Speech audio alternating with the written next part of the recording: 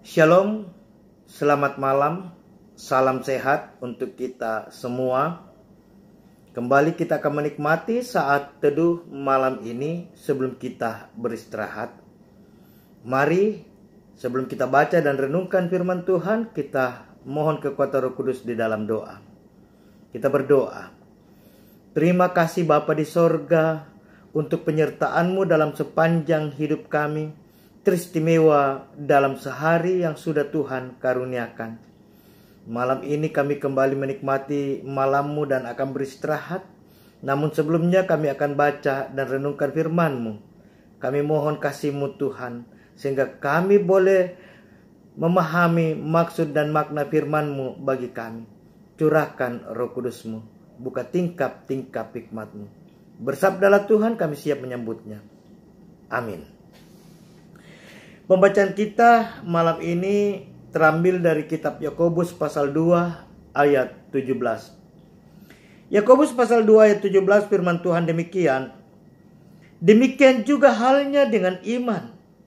Jika iman itu tidak disertai perbuatan, maka iman itu pada hakikatnya adalah mati. Amin. Tema kita malam ini iman dan perbuatan. Iman dan perbuatan. Seorang bapak sedang mendayung ditemani oleh anaknya. Anak itu melihat pada dua dayung yang dipakai ayahnya mendayung ada tulisan iman dan perbuatan. Dayung yang satu bertuliskan iman, dayung yang lain bertuliskan perbuatan. Anak itu bertanya kepada bapaknya, apa maksud tulisan itu? Dan sang bapak menjelaskan bahwa dayung ini harus dipakai secara bersama-sama. Dayung ini dua-duanya harus bekerja bersama. Jika hanya satu dayung yang digunakan, maka perahu akan berputar-putar. Perahu akan sulit sampai ke tujuan. Namun, ketika kedua dayung ini dipergunakan secara bersama-sama, maka perahu akan dapat berjalan dengan baik, tiba di tujuan dengan cepat atau lancar. Lalu, apa kaitan dengan tema kita? Apa kaitan dengan perikop pembacaan kita? Konteks cerita di atas. Jelas, firman Tuhan malam ini datang mengingatkan kita bahwa agar hidup kita dapat mencapai tujuan seperti yang dikehendaki Tuhan Yesus, maka iman dan perbuatan harus bekerja bersama, harus dinyatakan secara bersama-sama. Apa tujuan hidup kita? Tujuan hidup kita adalah menjadi berkat. Bahwa kita dipanggil, kita diutus dan dipilih oleh Allah menjadi anaknya, menjadi umatnya untuk menjadi berkat. Dan supaya hal itu terwujud, maka iman dan perbuatan harus dinyatakan secara bersama-sama dalam kehidupan sehari-hari. Bahwa keberimanan kita adalah bukti dari segala perbuatan-perbuatan yang ada. Sebaliknya, perbuatan-perbuatan kita seharusnya dilandasi oleh iman kita yang terarah kepada Tuhan Yesus. Iman dan perbuatan harus dapat bekerja sama, berkolaborasi dengan baik. Niscaya kalau itu berlaku dalam hidup kita, maka kita dapat menjadi alat kemuliaan Tuhan yang menyatakan kasih bagi banyak orang. Dan pasti tujuan dari kehidupan kita sebagai anak-anak Tuhan untuk menjadi berkat itu akan tercapai. Bahwa keberimanan kita harus dapat kita wujudkan dalam tindakan nyata, perbuatan. Iman tak berarti tanpa adanya perbuatan, dan perbuatan akan sia-sia tanpa dilandasi iman.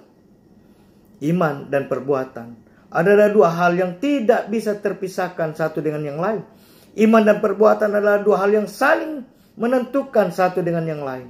Dan itu harus ada, harus nyata dalam hidup setiap anak-anak Tuhan. Pun dalam memaknai pandemi COVID-19, iman dan perbuatan harus berjalan selaras dan seiring. Kita percaya dalam iman bahwa Tuhan Yesus pasti melalukan kita dari COVID-19 ini, menjaga kita dari COVID-19. Tetapi juga Tuhan Yesus memberikan hikmat untuk mewujudkan hal yang positif dalam hidup kita, yaitu berbuat. Dan itu kita lakukan dengan mengikuti himbauan pemerintah, jaga jarak, jaga kesehatan, juga seringkali cuci tangan dan memakai masker. Niscaya kita akan dilalukan dari COVID-19. Iman dan perbuatan harus dinyatakan, diwujudkan secara bersama-sama. Amin. Kita akan mengakhiri saat teduh malam kita. Mari kita berdoa. Terima kasih Bapa untuk saat teduh malam ini. Meteraikan firman-Mu dalam hati kami. Kami berdoa untuk dinamika kehidupan sidang jemaat-Mu.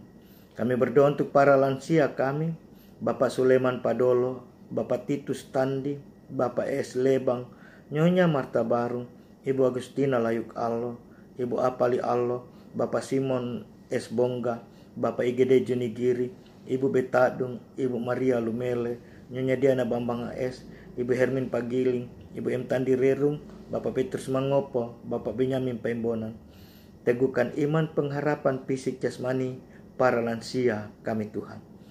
Bagi yang sakit, Ibu Yohana Mandali, Ibu Esther Bunga, Ibu M. Palilu, Ibu Hermin Bamba, Ibu M. Sende, Ibu Berta Sampe, Ibu Yohana Konda, Nyonya El Lebang, Ibu Dina Kamolan, Bapak Simon Kaaruan, Nyonya Marta Tombi, Bapak Thomas Buntulobo, Franky Tulenan, Ibu Maria Sanda, Nyonya Agustina Lande, Nene Epi, Maya dan Wawan Maro, Ibu Ruth Minggu Lapi.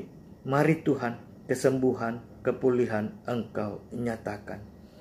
Bagi keluarga yang berduka, Ibu Alfrida Timang Tandi Liling, keluarga almarhumah Ibu Alfrida Timang Tandi Liling, keluarga almarhumah Ibu Rufina Rambung, hiburkan mereka semua Bapa. Berkati jemaat-Mu di Jemaat Dadi, dalam kehidupan rumah tangga, dalam karya kerja, dalam tumbuh kembang, dalam pendidikan masa muda anak-anak kami. Hadirlah dengan segala kasih-Mu Tuhan.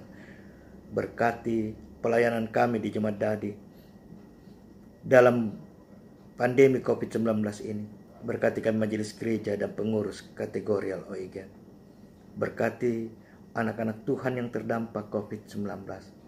Dan berkati pemerintah kami Tuhan, yang terus berjuang bersama garda terdepan, tim medis, kesehatan, juga TNI Polri dalam memutus mata rantai merebaknya COVID-19.